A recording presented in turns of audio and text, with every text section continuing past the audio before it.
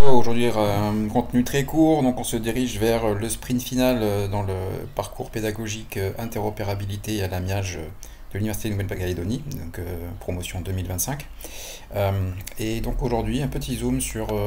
un des étudiants, donc Davy Bergès, avec son profil Kaggle, et on voit les nombreuses certifications, plutôt centrées sur le machine learning et donc avec un profil complet sur GitHub pour les petits curieux. Donc aujourd'hui, on va se pencher sur un dataset qui a été préparé par l'équipe DataPrep, donc data nettoyée, et parmi les nombreuses réalisations de code, un lié à la détection d'anomalies avec la méthode XGBoost. Et cette fois-ci, on va mettre en évidence comment la détection d'anomalies, bien sûr, peut mettre en évidence des pratiques commerciales ou ce genre de choses, mais également voir si on ne pourrait pas améliorer la qualité de données en bout de chaîne et détecter en masse des anomalies. Donc là, on voit le premier data vise où on voit qu'il y a un cluster qui est assez groupé, donc en abscisse le prix réel et ensuite le prix prédit, et évidemment dans un monde parfait, on devrait être aligné sur la ligne, mais là, en sortie, on a récupéré de la data, et donc ce sont des anomalies qu'il faut ensuite aller voir, exploiter, et anomalies qui sont également partagées comme CSV, comme dataset, ou tout simplement voilà, anomalie finale en CSV, ou également disponible au format parquet pour des intégrations optimales.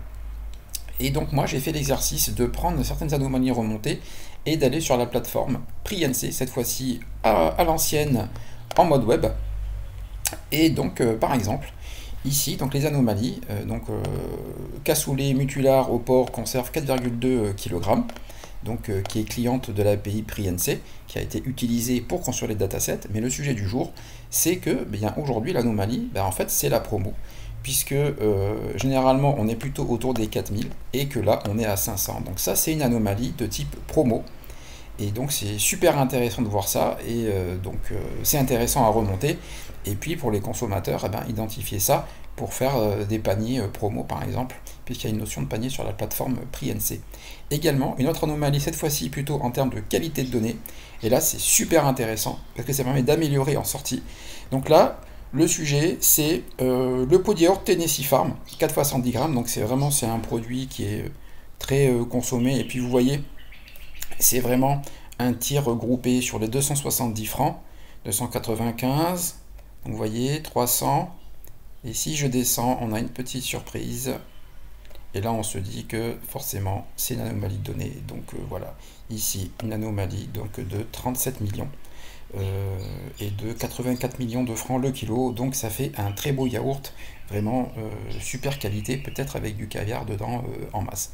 Donc voilà, c'est tout pour aujourd'hui, et donc bravo pour les travaux sur PreNC, et vraiment la démarche d'Open Data, car tout ceci, je le rappelle, est possible, est rendu possible grâce à la mise à disposition des API de PreNC, et c'est ça qui permet vraiment de produire toutes ces évolutions, plus beaucoup de travail et de mise en œuvre de data préparation, de data clean et d'utilisation de données avec des techniques de machine learning pour lesquelles nous intéresse aujourd'hui. Donc voilà, bravo à Davy, et puis surtout restez connectés pour découvrir les autres réalisations. Allez, tata, bisous, ciao.